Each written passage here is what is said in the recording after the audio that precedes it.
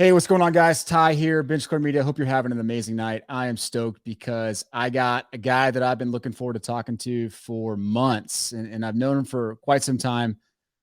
We've never met in person, although we've lived in the same city for years and didn't know it. But Nolan from Elite Co 3, somebody who, if you're in the hobby at all, you've seen his videos more than likely because he shows some of the biggest, baddest cards, and he has an incredibly good eye for grading. So I'm excited to talk about everything related to the hobby. Nolan, how you doing, man?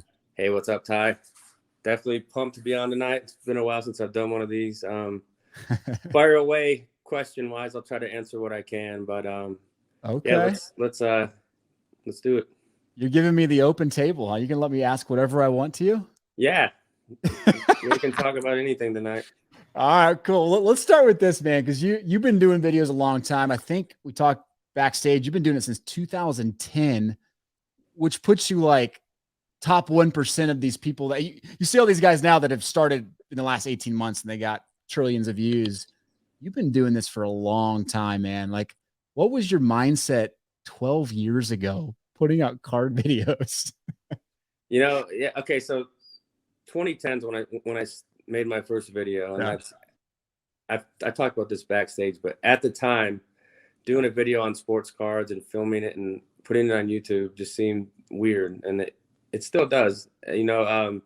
So that's kind of what I thought when I first started to upload a video here and there. I think I did like BGS 9-card order or something like that. I thought this is weird. I didn't know what I was doing. I was 25 years old. I'm like, why am I doing this? But there was something about it that was cool and fun. And I noticed there weren't a ton of people doing it at the time. That there's a ton of stuff on YouTube, but there wasn't a ton of like sports card content showing like Beckett PSA.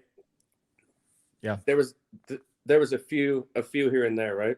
Yeah. So I started to get some people that liked the videos. I got comments. It took, I'm just guessing here, but 2 years to get to 100 or 200 subscribers. So it's not like today where you get these channels that just bust out overnight and they're at 20,000 subscribers. But to me it was never about like the quantity of subscribers. It was more quality. And I think to this day, my channel has grown slowly, and I haven't used other channels to get bigger, which I'm fine with other people doing that, but I'm not obsessed with the subscribers or the likes or any of that. So if you watch the videos, you won't ever hear me say like and subscribe, because I mean, if you want to, you can, but I'm not going to beg for that, So I just thought it was weird at the time, and it's probably still weird to this day, but I've done it for so long.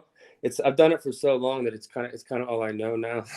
Yeah, that's interesting. Yeah. So when you went into this, were you thinking, okay, I'm going to show my cards off or kind of talk through the process, or over time did you realize, you know what, this is a great platform to educate people? When did that transformation kind of happen? Because you're a mentor, like you just are to a lot of people. Okay, so I've been in the hobby forever, so I always knew a lot about cards, and I was getting these cards back graded, and I actually just started grading in early 2010. So those videos you see is kind of when I first started grading.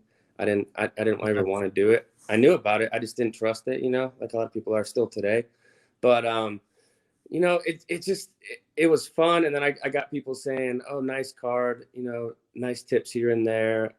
I like the way you talk about the cards." And I started seeing, people like these videos, and there was always people that would come on and like troll the videos, but it didn't really happen that often. It was definitely a lot more positive than it was negative. So yeah, I just saw the benefit of it pretty in the first couple months. I just saw, man, this is fun, and I'm getting a positive reaction from this.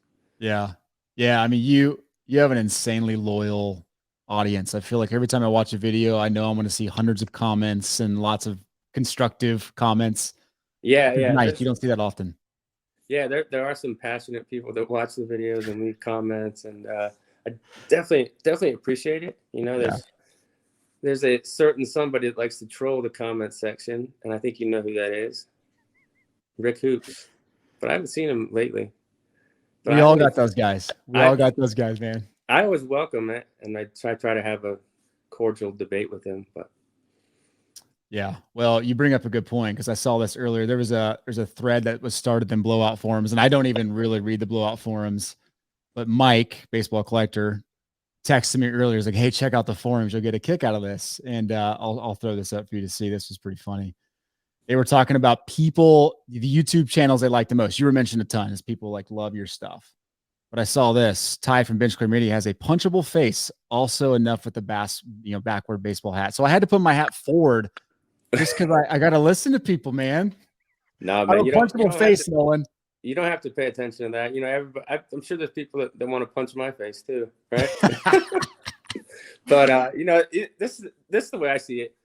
The feedback that I get from the channel is it's 99% positive, and then every once in a while you get 2 or 3 that don't like you or don't like the channel for whatever reason, and they have a right to their own opinion, and that's fine. For me, if it's a channel I don't like, I just don't post anything. I don't give off the negative vibes. I just go to the next video. But there's always going to be people to post stuff like that. Yeah. Which is kind of funny and kind of weird at the same time. Yeah, I always laugh because I'm like, I don't think they realize they're actually helping the metrics, the YouTube metrics. So thank you for that. Very true. Whatever.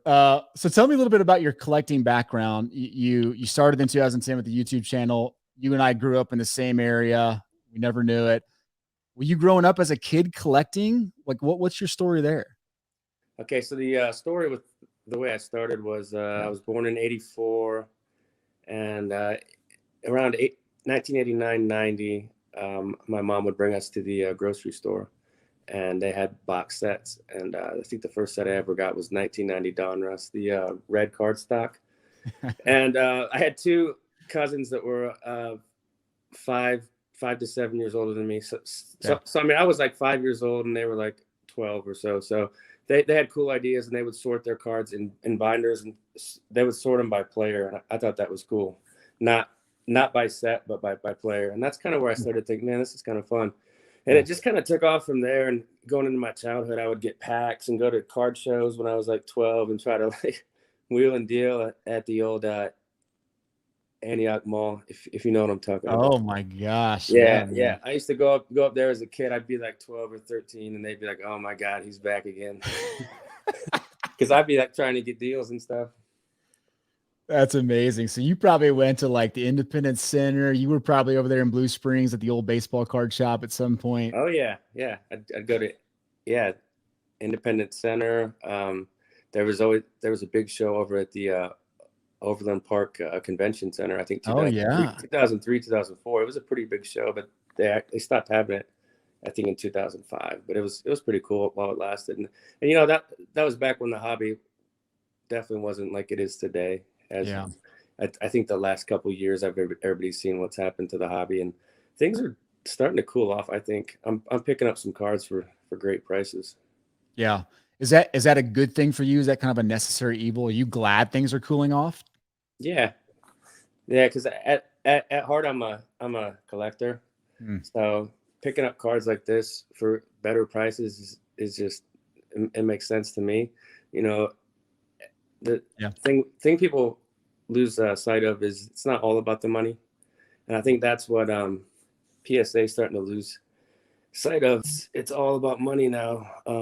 They just brought back the regular service, and they brought it back at $100 a card, which compared to $150 seems like a good deal. But for the longest time, the regular was $15, so we're almost tenfold of what it used to be, and that's supposed to seem like a good deal.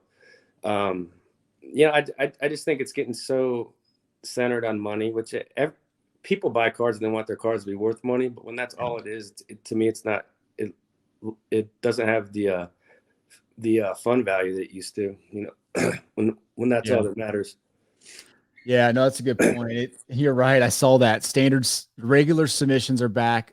$100, 90-day turnaround. They guarantee the 90 days. I did see that. It's like, okay, well, gee, thanks. Yeah, but $100, better guarantee it. If they didn't guarantee it, it doesn't mean anything, because they could just hold your cards for 180 days and you wouldn't do anything about it. Yeah. Darn it, man! Don't be such a Debbie Downer. Don't speak the truth. Calling it how I see it. I know what you mean. No, you're exactly right. It is extremely frustrating, and it's like you see the talking heads talking about how don't worry, PSA is going to fix it. Give them time. And it's like, well, I see no evidence that they're on the path to fix anything right now, and it's very frustrating Yeah, because it is and a money grab. as a brand, I like PSA a lot. I Yeah. think the way they market their company and their brand is so strong because of the uh, the registry and different aspects they do to build their brand. But when you get down to like the nuts and bolts of people actually grading the cards and the consistency of the grading, it's not very good right now. Yeah. I'm getting cards back that should be nines that are coming back sevens. I'm getting cards back that should be eights that they give tens. It's just, and at the end of the day, it's just an opinion. But I feel I've earned the right to have a strong opinion by sending. I've sent hundreds and hundreds of orders on, not just orders, bulk orders, 200 cards at a time, Yeah. 500 at a time, looking at the same set over and over, seeing a 10 in the slab, seeing a 9 in the slab, comparing it. So it's not like I'm just some guy just um, whining about a grade. It's like I have a case here. Yeah. No, you're exactly right. What would you fix if you were coaching PSA right now? Because they're in that weird spot where they have so much volume, they can't get enough people. They got to figure out prices. Like, what would be the couple things you would focus on if you were PSA? Well, I would want consistency over stuff getting rushed out, and I know people don't want to hear that. Yeah. I would wait an extra 3 months to get my card graded right. Now, when they grade the card and it's not accurate, then it just creates more problems. I'm sending them an email telling them, what's going on here. You guys aren't grading these cards right. Yeah. So I think when things are rushed, it doesn't help things. But I know people are really patient in this hobby, and people want their cards back. They want to listen. They want to make them back to the money, right? They want to get the cards back. They want to make the money. They want to flip their ultra modern cards, But I would just be patient, and it's tough to be patient when I actually have an order back with PSA that's on like 14 months now. So it's really backing up there. But I mean, honestly, I don't care. Send it back in 2 years. Just get it graded right. Yeah. Yeah. Well, your term, spinning the magic wheel, spinning the PSA wheel, is starting to resonate through the hobby because you're seeing so many inconsistencies. People are like, a lot of people crap. have been talking about it, and I didn't even start that term. Somebody posted on my video, and I just started laughing because it's like you're at, you're just like spinning the wheel, and you got like 8, 9, min size 10. I can just see a grader at PSA with like sitting with his wheel, just spinning the wheel and putting grades down. Yeah, it does feel like that. The other day I sent in an Alexis Lafreniere. That was a BGS 9.5. I cracked it, sent it in PSA, got it back PSA 2. I'm like, this is dumb. I think I told you that, right? It's like, I actually saw that, and I was just like, man, that was a really bad spin. Yeah, a really, really bad spin. Yeah. Bob Barker would be upset. How many cards do you think you've actually sent in? Like, if you were to guess, approximately tens of thousands? Oh yeah, definitely. I mean, back in I think 2016 when I was like, you know what, I'm gonna send 500 in at a time. I didn't see anybody doing that at the time. I think Four Sharp Corners was doing that, but they were like a business, and I was like, I'm just one guy, but I think I can do it. So I just started putting 500 together at a time, and I try to get 500 out every month or so. I tried to get quality examples. So if it took 2 months to get one out, it took 2 months. I didn't just throw cards in to get graded. I tried to put cards in that I thought would be like 10s for the old junk wax stuff, which was actually fun. But man, at this point, it's just been like a constant machine. Like it's pretty addicting, and I've just gotten good at it. So I just keep doing it. It's like you get good at something, you just continue to do it. No kidding. So let's back up then. So you're talking volume where it's like everyone's probably thinking, okay, you do this full time, right? I mean, you don't do this full time. I also trade futures, which are commodities. So you see some of the same aspects in that you see in the card market, and I've kind of used some of that knowledge with the cards. There was a little ad on my channel like Stocks by Day, Sports by Day. One of my friends put that together for me, but I mean, I do the commodities and the cards, but I spend a lot of time on the cards, getting them packaged, getting up new listings and stuff. Yeah. I mean, but you're sending 500 card bulk orders, that means you had the inventory of cards already. So you had been building up a massive inventory. How did you acquire that? Was it just from years of you purchasing collections and stuff? I mean, walk us through that. People think that I buy collections and stuff, but a lot of the stuff I buy was just lots on eBay. Wow.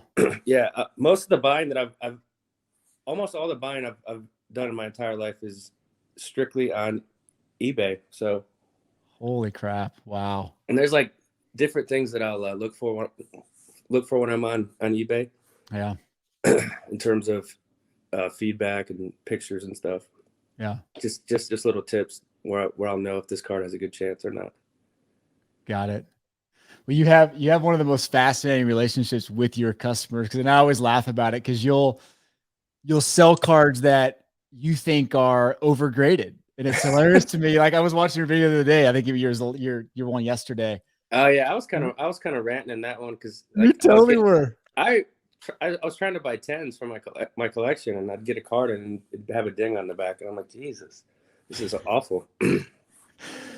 Well, you're sitting there talking about how, you sold that because, yeah, it's a PSA 9, but I think it's really a PSA 7. And I'm thinking your buyers must love you. There's people in the comment section that like how I'm honest. And yeah, honestly, I love it. In this hobby, I think I've had a person send a card back once or twice and say, this card doesn't look good enough for the grade. And all the other times I've sold a 10 and they've kept the 10, even if it's got a crease on the back. Like, I mean, I've had 10s that look terrible before, and I've been doing it for a long time, so it happens all the time. And yeah. I actually keep a spreadsheet, and I'll write down cards that I've sold that aren't like the true grade that I think. So if I ever go to buy it again, I don't make the mistake again, if that makes sense.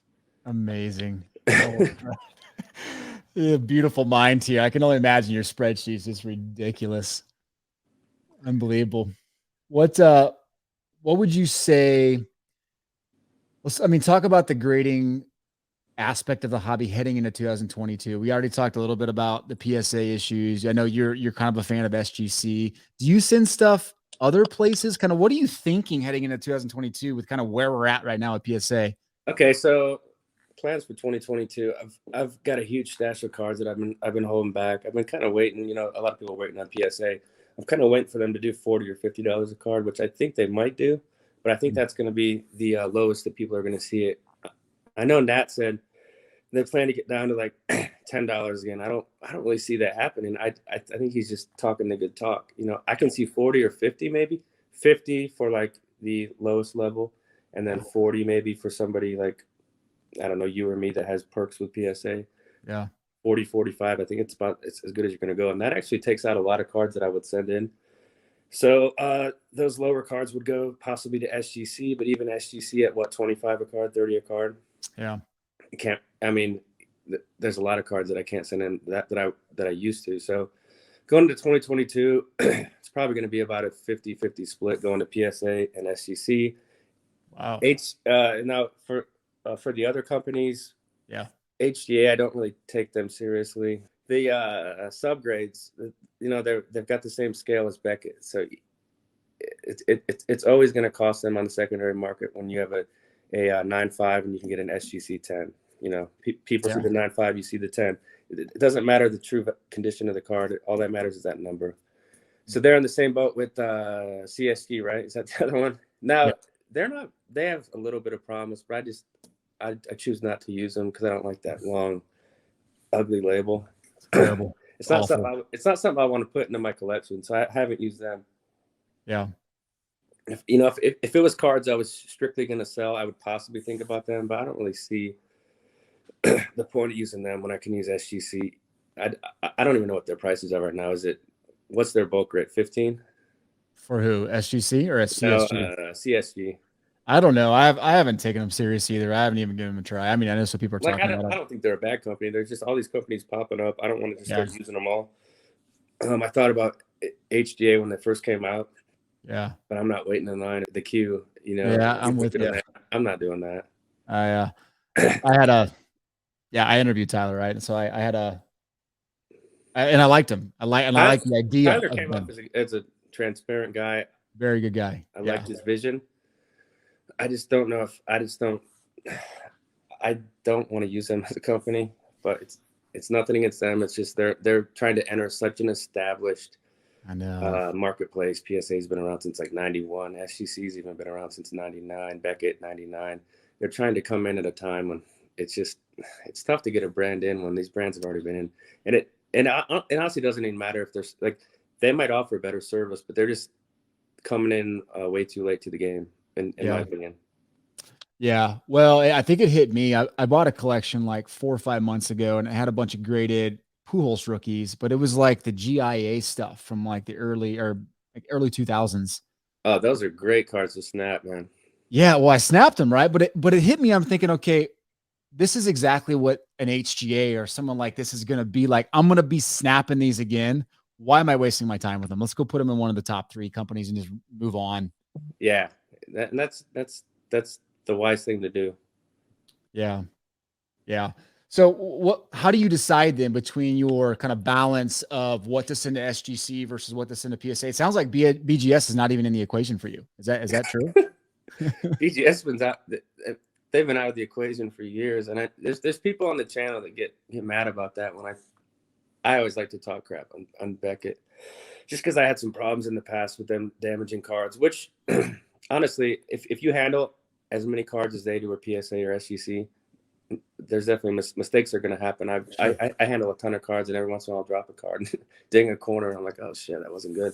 So we are going to make mistakes. So I'm not going to hold them to that forever. But the problem with Beckett was that they tried to fight me on it, and it was just very annoying when they damaged. Like it was a Calvin Johnson exquisite collection, so it was a great card. So that was kind of when the beef with Beckett started, and that was back in like 2011. So, oh man.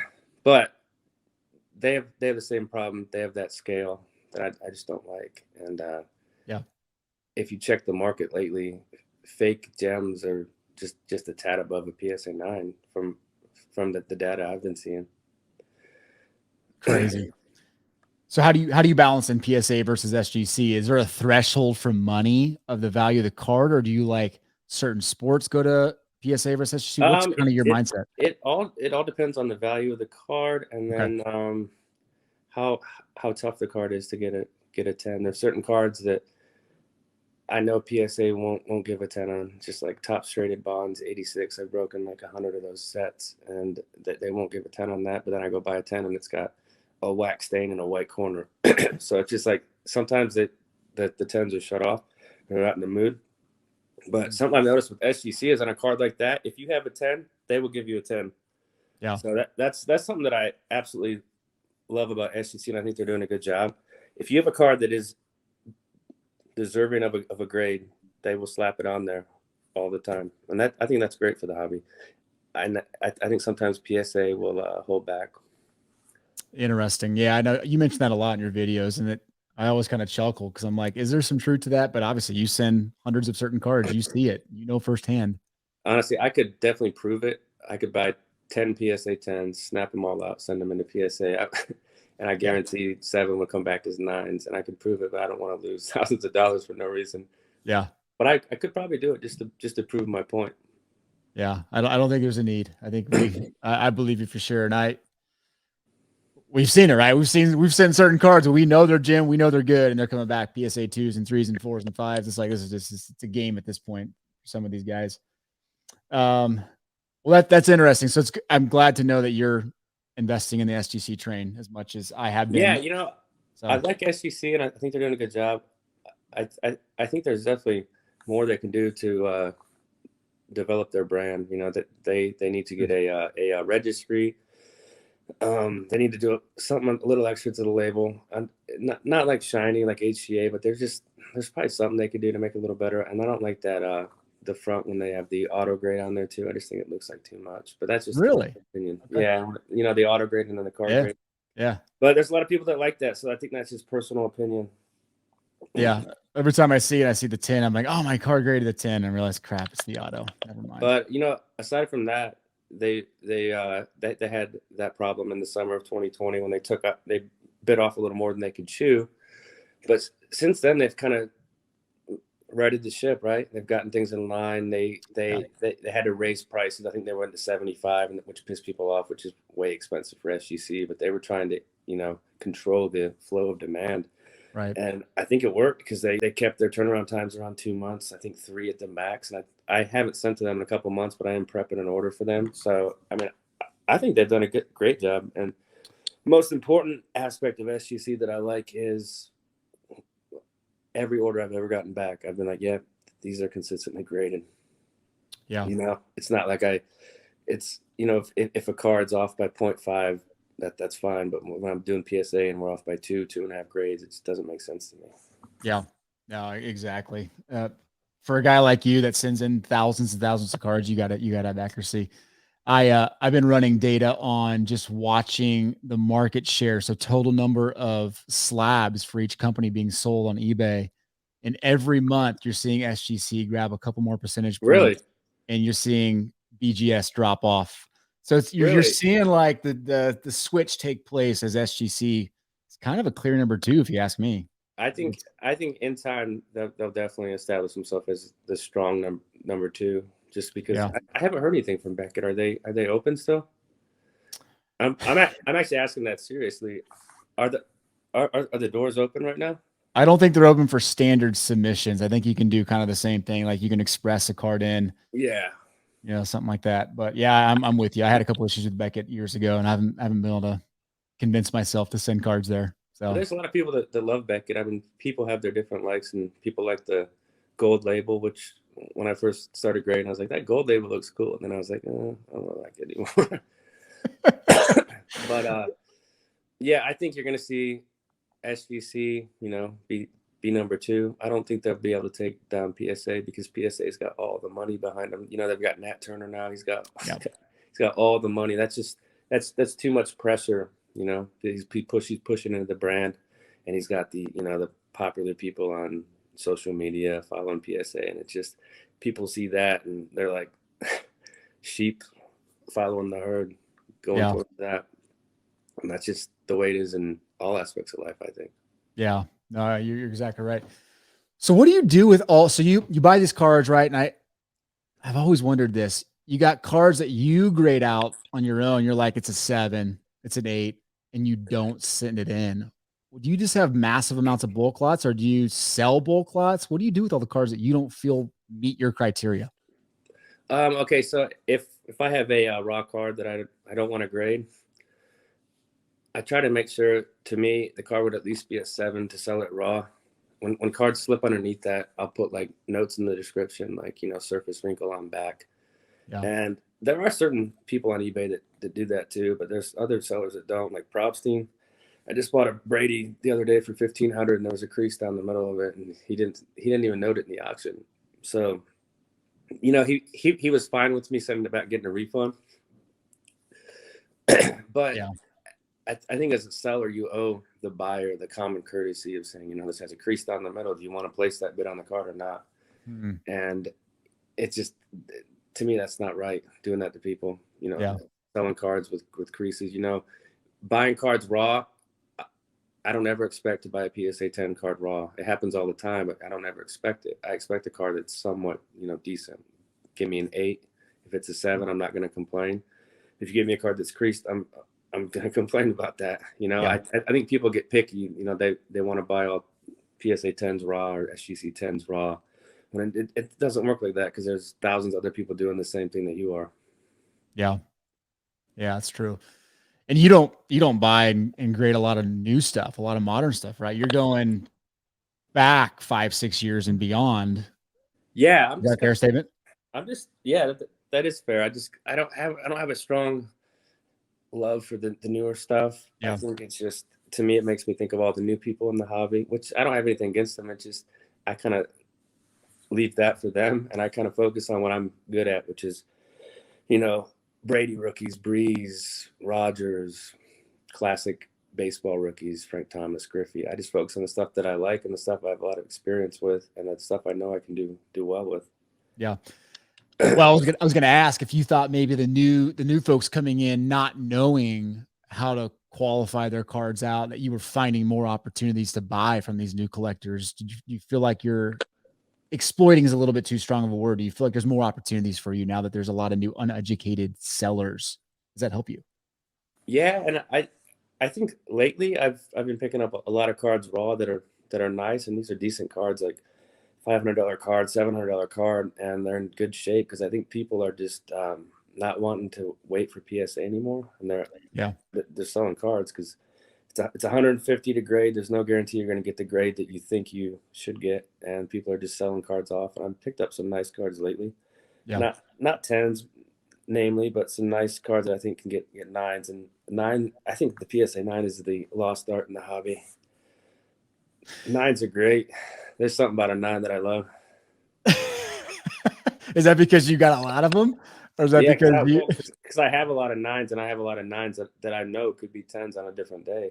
Yeah. And I like buying those and keeping those for the collection, and then I'll sell a 10 I'll sell a 10 that I think could definitely be a 9 too, if that makes sense. Yeah, it does. Every time you tell the strategy on one of your videos, I'm like, gosh, it makes too much sense. And I've probably said it 1,000 times. It never gets old. When I'm going through these cards, I just always think about it. Yeah.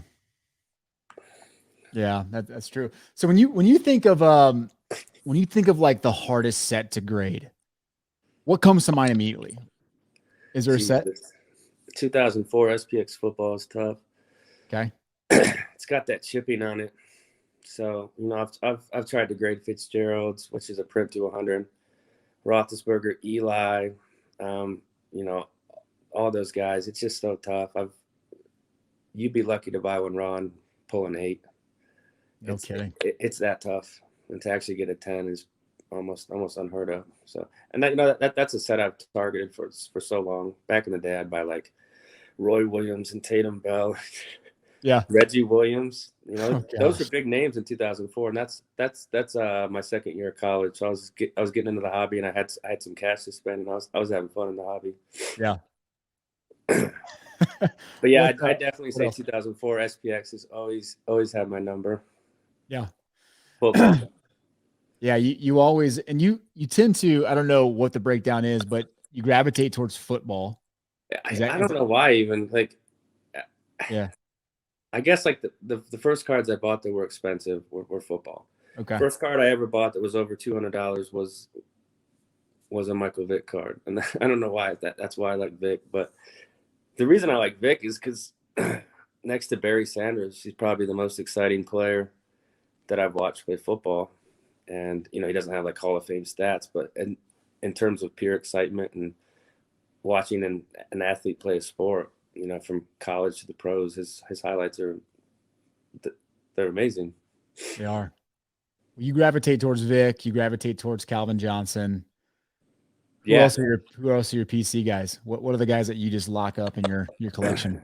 Well, it's quarterbacks. I mean, it's pretty obvious. Brady, Rodgers, Breeze. You don't have to think much on those. Eli, Ben, Phillip Rivers is cheap, and I think he's going to be a Hall of Famer. I know people get mad when I say that, but he's got 400 touchdowns. That's not easy to do. Yeah. For receivers, Fitzy, Moss, Calvin are probably the 3 tailbacks. Frank Gore, Peterson, Tomlinson's probably my favorite to collect. Falk, guys like that. Newer backs, I would say Derrick Henry. Yeah, you've shown some pretty ridiculous Derrick Henrys lately. Because I think Derrick Henry is going to be a Hall of Famer, and it's a little early to say it, but I think he's at like 7,000 rushing yards, and he's got the 2,000-yard season. His average is high. He's got like 70 total touchdowns. I mean, all he needs is like three good seasons, and he's probably a Hall of Famer.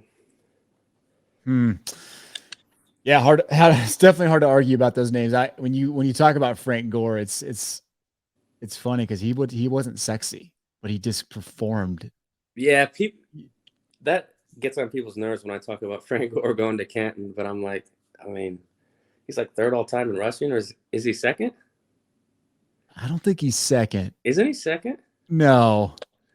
We might have to look that one up. Gore's got like 16,000 rushing yards. Look that up. I'm looking it up right now. He might be 2nd. If he's not 2nd, he's right behind Walter. He's 3rd. All right, he's 3rd. So, I mean, to play that position and be 3rd all time and then you factor in that he's playing in an era of passing, right? They're teams have 2 or 3 backs now. It's not just one back. And he played like 16 years and put together good seasons. He was never like, oh, you looked at Frank Gore, he's MVP, best player in the league, but he was consistent. Yeah. And some people say he compiled his stats, which he did. Yeah. He was consistent and he was on the field. And to me, he's a Hall of Famer. It's not even a question. Yeah. It's hard to argue with third most rushing yards in the NFL. Yeah. That's no joke. That is no joke. So when you think about kind of the new mindset of hobbyists, and you get these comments in your videos, I know, and you see all the billions of, content creators get rich quick, basically, right, in sports cards. And there's this mindset of investing in sports cards. Kind of what is if you're coaching somebody entering the hobby, I'm going to assume you're going to say, hey, collect people you like and collect it because it's fun to collect. But what's your response to kind of the new norm?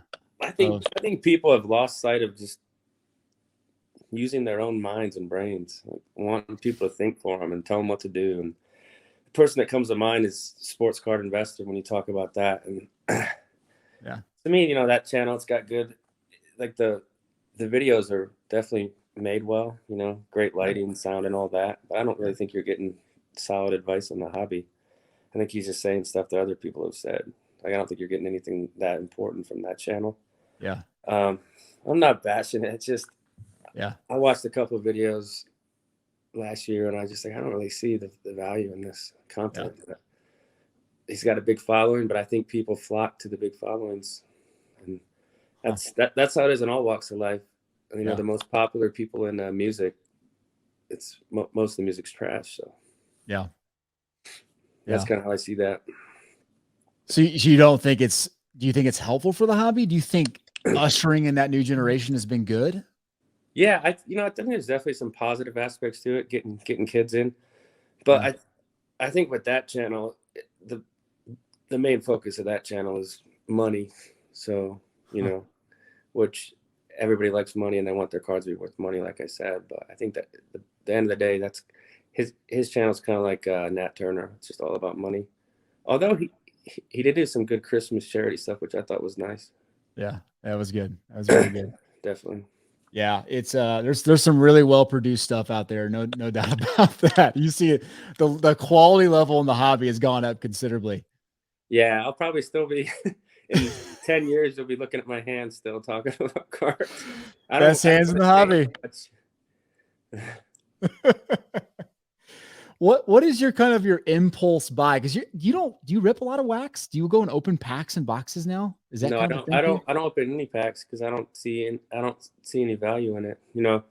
Back when you could get a hobby box for $100, $200, I didn't do it because I thought, oh, this is good investment wise. I did it because it was fun. It's like you're paying the money for entertainment, like going out to going to a movie or a sporting game, right? Yeah. But now, $600 for a hobby box, $700 for a hobby box. I don't really see the value. I mean, you're going to get back 100, maybe 200. Yeah. And if you keep doing that, I don't think you're going to have a long life in the hobby, and unless you just have unlimited funds to throw at it. And then that's if you have that, do it. It's probably fun, but I just don't see the value, and I don't like getting punched in the face, over and over. Yeah. So yeah, I haven't broke a box in probably a year. Wow.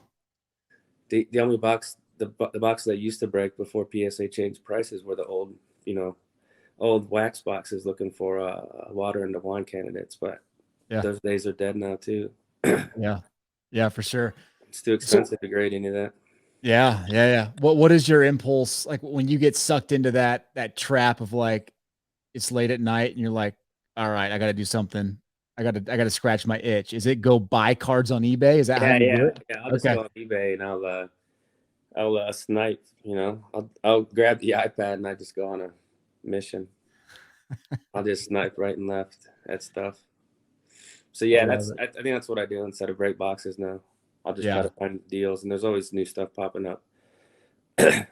for sure. That's something I've noticed is there's always more opportunities. There's always new cards popping up. You know, there's always different player to collect or a different thing to see or card to grade, or you know, there's always ways to have fun in the hobby. Yeah.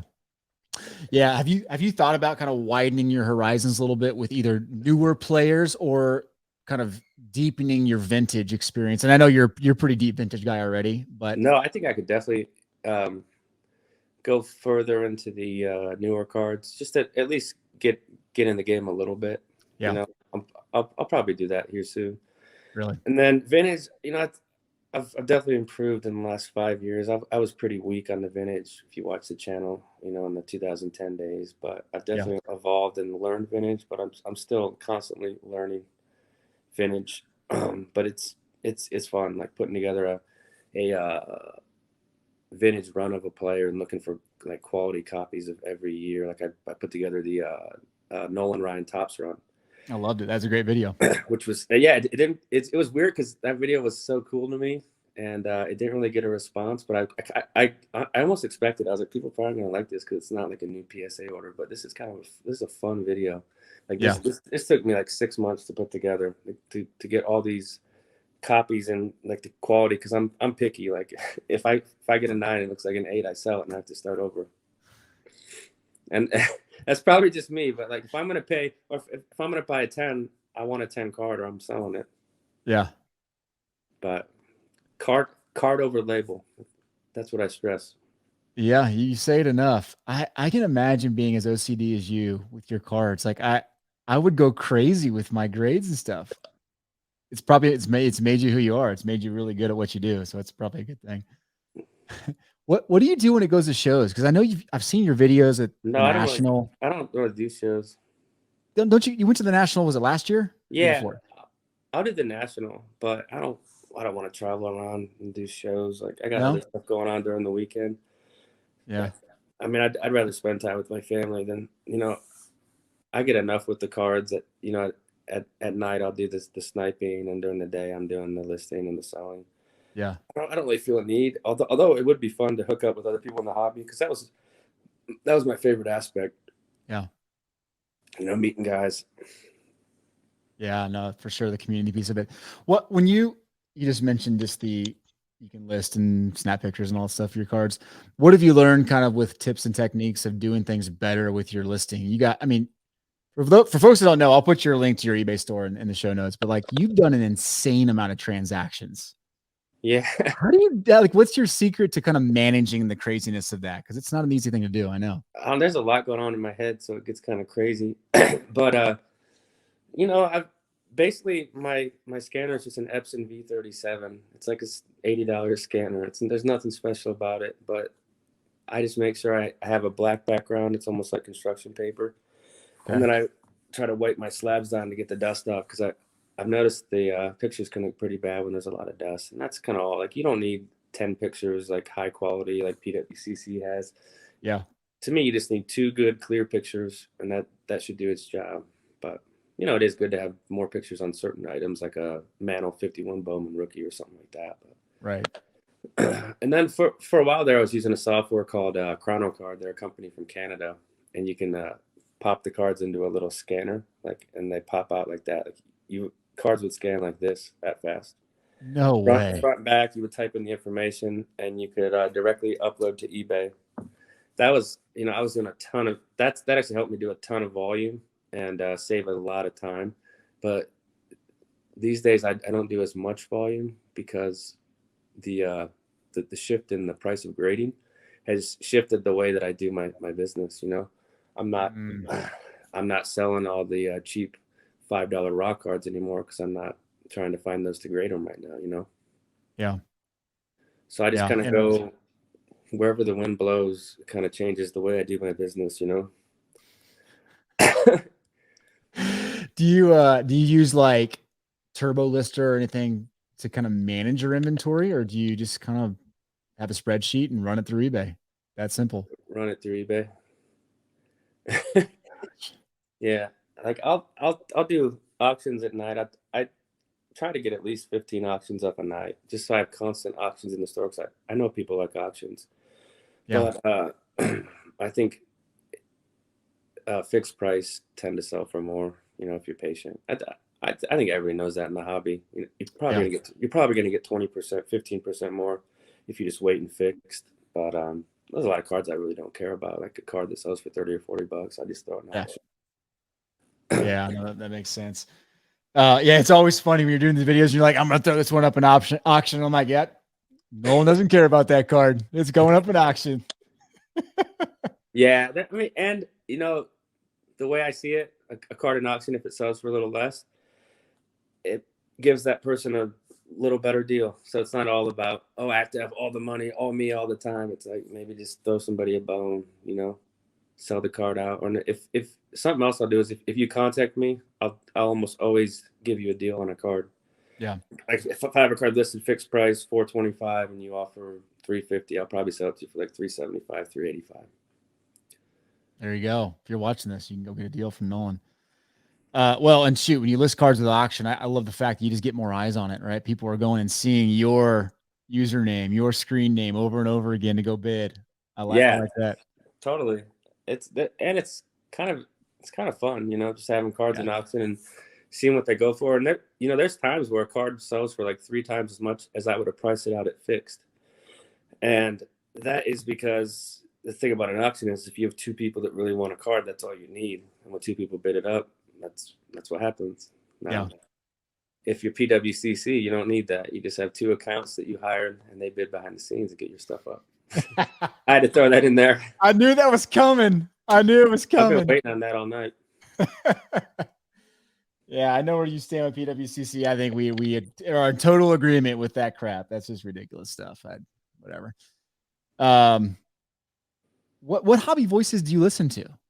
I mean, is there anybody that you think is a solid voice you listen to and you're like, I want to see what he has to say? This guy has a big following, but I think he's actually I think he's the real deal.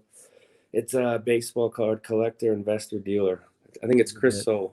Yeah, he's that guy just seems like a genuine guy, hobby lifer, and to me that guy is everything good about the hobby. Yeah. So yeah, I would say him. You know, there's other channels that I'll watch from time to time, but if I'm not picking up anything new, I don't really watch. I watch other things. Like I don't need to see like 2020 Prism PSA 10s over and over, you know. And then when somebody gets a 9, they scream. It's just like, this isn't entertaining. Yeah, I can understand that. That is 90% of what's on TV. That's pretty much all there is now. Yeah, it is frustrating. You have a list of 1. I like that. Okay, good. I need to get Chris on the show. Yeah, you should definitely get Chris on the show. And he hasn't had his channel that long. I think like 2 years or a year. He's got a huge following, but I think he does a great job. I do too. He's done so many deals and stuff. He's a lifer. That guy is. Yeah, I love hearing guys like that talk. You just feel like you're gaining wisdom as they speak. Definitely. Which is a good thing. What music do you listen to in the background? Like, how do you kind of like, what's your flow with you're working on eBay, you're listing stuff. You got like rock music going on. You got like classical music. Rock, you know, it's okay. Classic rock, maybe Deftones, Alice in Chains, stuff like that. Okay. Metal sometimes, but not too much because it gets a little too rough. You don't want the hair going too crazy. Do you podcast at all? Do you listen to podcasts while you're doing stuff? No, I don't listen to any podcasts really.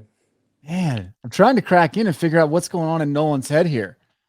You're just simple. You're too simple. Yeah, I dig it. Simple. But you know, there's a lot going on. I like to think of my business operation as controlled chaos. Yeah, chaotic, but at the end of the day, I think I have a decent grasp on what I'm trying to do and the cards I'm trying to sell and stuff. Yeah. So kind of go back to the question I asked earlier, just about coaching people entering the hobby for the first time. There's a collecting aspect, but if they're looking to run a business, and your first comment was think for yourself, but I'm guessing the second comment would be something along the lines of have a plan, like know what you want to achieve. Is that fair? And you know, To me, if you're coming into the hobby right now, 2022, and you want to start a business, I think it's way harder. I think it'd be way harder to profit than say 3 years ago, 2 years ago. Because, back in 2018, 2019, when products would drop, I would stock up. That's something else I do is wax. We didn't talk about that, but Yeah. just buy case after case of stuff. And, certain products, you could get them so cheap and they would go up so much in the matter of 6 months. But now, I still do it, but it's not doing what it used to do. Like, Yeah. Topps Chrome 2021 hobby. Not that that's a good rookie class yet. It could be decent, but cards just aren't. Hobby boxes aren't doing what they used to do. So I think that avenue is way tougher than it was.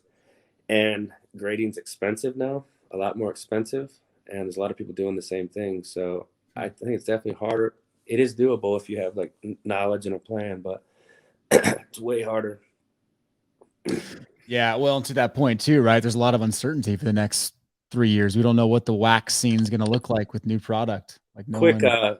Just a quick story on Yeah. the fall of 2018. I had a feeling that 2018 Prism basketball would be good, right? So I bought 20 hobby cases for like $200 a box, and I ended up selling off like 17 for an average of about $230 a box. So I don't think I told you that off camera, but no. I still did well. Like I had about 3 cases left, and I was like, oh, I have some left. But I was like, this isn't going up at all because it took about a year for that stuff to go up, right? Yeah. 220, 250 a box for about a year, and then it just exploded. But that to me, that's like, oh well. I mean, I can't see the future, and I think if you could, it wouldn't be fun. Agreed. Well, there's that famous line, right? Well, nobody loses sleep from taking a profit. Like you still profited, but yeah, I mean, I did okay on it. I didn't lose that. I didn't lose, but I could have done way better. I mean, I think those got to like 500 a hobby box at one point. Yeah. I was in the same boat. They've definitely cooled off though. For sure. But I think they're still like 4,000 a box. Yeah, it's some ungodly amount. It's not even. It's crazy. Realistic. Well, I think did you and I both go in pretty big on 2018 update baseball? Yeah. We both. I mean, that was the best product purchase I've ever made was going all in on update baseball. Oh yeah, those were sitting at like 40 or 50 bucks a box. Yeah. I don't see how you could lose at that price on a hobby box with like Acuna, Ohtani, Soto. Yeah, I mean, and Blowout couldn't get rid of them. Yeah, they had pallets of them. I remember that. They were selling them off. I think they were doing like their Thanksgiving pricing, probably $45 a hobby box. Jumbos, I don't know, maybe 100 for a jumbo. Yeah, it was insane. I remember Chris from Blowout was emailing certain people like, "Hey, we'll sell them for $380 a case." Oh my god! Yeah, it was just stupid. It was stupid. What do you think about heading into 2022, 2023? People talk about, hey, but you can go buy update baseball 2021. You can sit on it and do the same thing you did with 18. Like, are the products that much different and that much more overprinted where you have no desire to go all in on products? Or is there a little bit of you think there's still an opportunity there? Does the 2021 checklist have Soto, Acuna, and Ohtani? I don't think so. Well, they do. They're just 30-year players now. Okay. The rookie cards, are they, and it's probably printed triple. I don't know, double, triple of 2018. And I don't even know who's in update 20. I don't think that's a good checklist. It all comes down to checklist at the end of the day. Rose Arena has his 4th rookie in there. Nolan, come on. Everybody wants an Aranda Reza. I don't see it. What are those boxes at right now? Like 50 or 60 probably? Yeah, that sounds about right. Maybe you could buy some and in the season next year you could sell them for 85. I mean, it's positive, but it's not like you're going to be selling them for 900. Yeah. Does the uncertainty of the hobby have you worried at all? No, I don't worry about that. I think the hobby could definitely fall a lot further. But to me, I've done well enough that I'm not gonna worry about that. If the market collapses, it collapses. I'll just fall with it.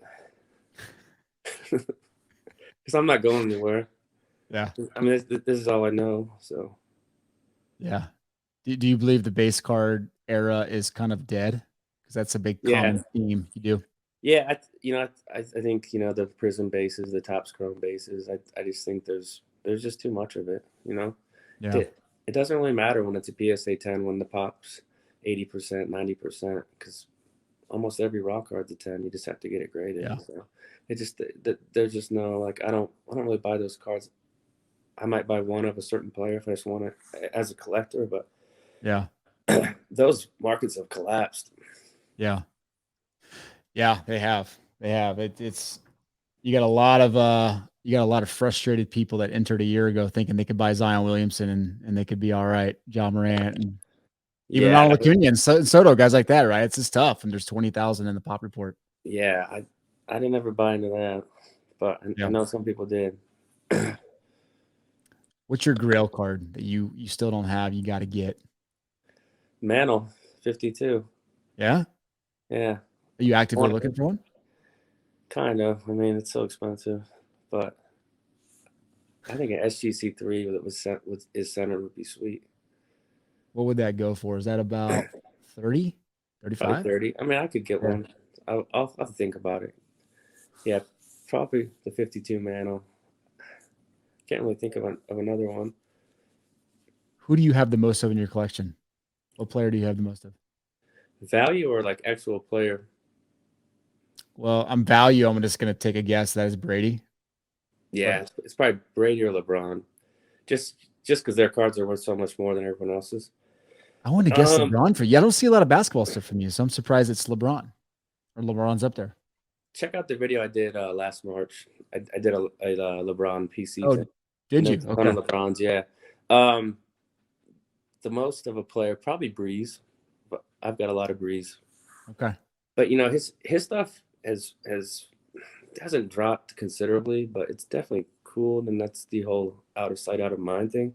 Yeah. Not playing, people would rather have you know guys like Zach Wilson or guys that it's like Breeze didn't even play. I mean, what do you Yeah. have 500 touchdowns and I see some of his like on card rookie autos going for $200. I think that's ridiculous.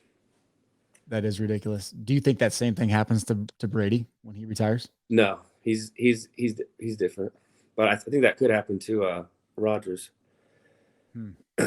if he doesn't get it. One or two more Super Bowls, which I don't know if he is going to get that. He's if he retired after this year and didn't win the Super Bowl, I could see his stuff doing kind of what Breeze's stuff is. Not falling, like 50%, but cooling off 20%, 25%. Yeah.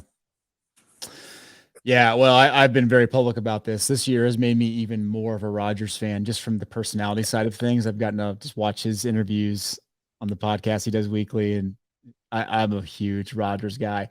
He's like the opposite of Roethlisberger. It's like Roethlisberger is doing nothing but like hurting his values now.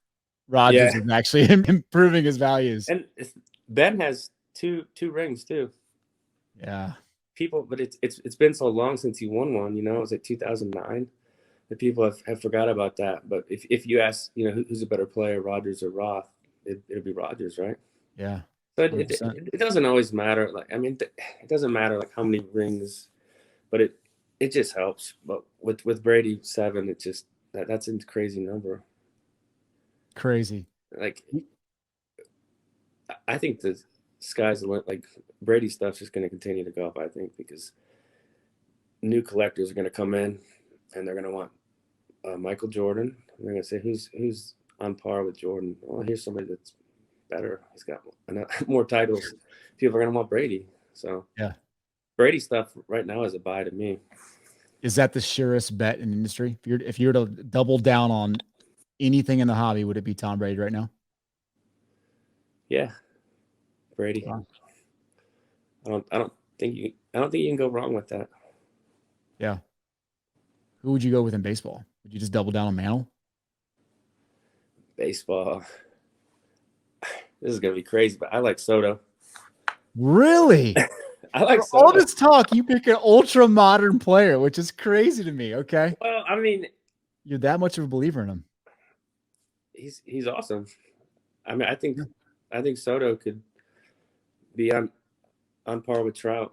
You know, Trout's kind of, you know, Trout would be probably Trout. Okay. Trout or Soto. Those aren't really surprises. Okay. Who would you go with in football? I mean, in basketball then? Would you stick with LeBron? Yeah, definitely. Really? Okay. Not a Steph Curry. No, Wow. because I know the Lakers aren't doing well right now, but I think by the time he retires, he'll probably get the 5th title. And next year, the year after, right, he's going to break the all-time scoring mark. When that happens, his stuff's going to go up again. Yeah, I mean, he's going to probably have 5 titles, so have the all-time scoring mark.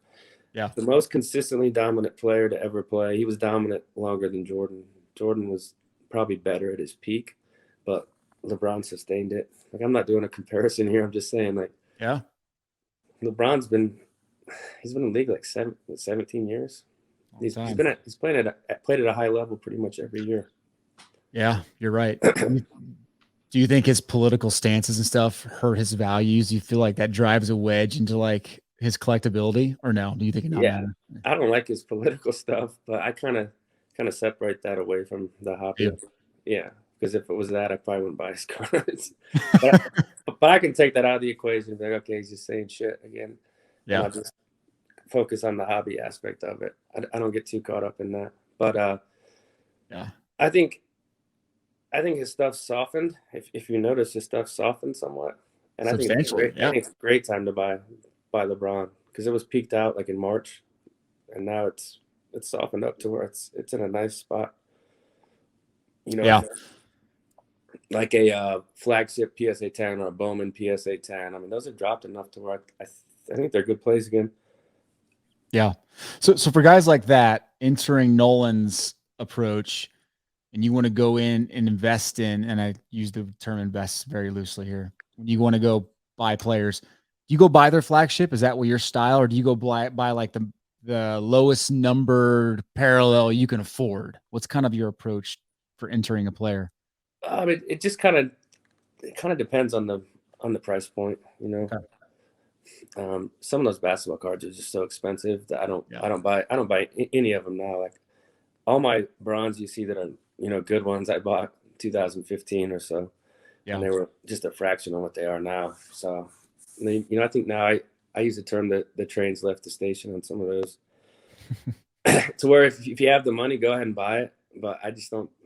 They're not great buys for the long term. I mean, they're not great buys in terms of you're not getting in at the bottom. You're not getting at the ground floor. Yeah. You know, some of those are just, they've taken off too much. Yeah. Yeah. That's a good point. That's a good point. Man, I could talk to you for hours about this stuff, but I know you actually have a life. I am curious though. You have a daughter. Is she a collector? Have you got her into collecting? Does she enjoy doing card things with you? Like spending time with dad with that? Here and there. She'll like coming to my card room and sort stuff and showing interest. But I think she just wants to hang out. But it is cool, but I'm not like pushing it on her. But if she wants to, you know, be in the hobby and collect, I'll definitely be on board with that. But her first, this is an interesting story. The first pack she ever opened was a 2020 Topps Series 1 hanger, and she pulled the Bo Bichette SSP, which is a good card. Yeah, it is. First pack, and that was her first break. And I was like, damn, that was impressive. That was like during the pandemic when it first was starting up. She's like every other new collector coming in, right? Like, it's got to go up. Everything I touch turns to gold. I like That's what it looked like for a while, though. But, you know, stuff goes up and comes down. It's the way it is. Did you grade that Bichette side of the side for? What did that grade? Yeah, I think that got an SGC 10. There you go. That's one that'll never leave the house, right? That's a memory you'll never forget. Oh, yeah. That'll get kept for sure. That's incredible. I love it. What's your favorite snack? You're late at night, you just you spend a bunch of money on eBay. What do you go to the fridge and grab? Oh, jar of peanut butter. What? Peanut butter. You just get a spoon and eat the peanut butter? Yeah, I can eat a ton of peanut butter.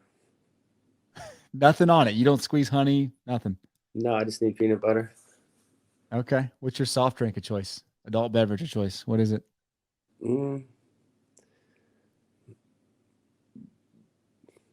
Bud Light. I don't know. I don't really drink much anymore. Yeah. For like pop, I have like a diet Dr. Pepper or something. Pop. There we go. Us Kansas City guys, we say pop. Soda, right? I say pop. Nah, I always have. Everyone's like, what? this was fun though. We'll have to do a part 2 sometime, right? It'll be good, man. You are a voice in the hobby, whether you think it or not. People love watching your stuff, man. I thank you for being authentic consistently and putting out just fun content. So, man, I appreciate you. Yeah, man. Thanks a lot. Yeah, have a good night. All right, buddy. Yes.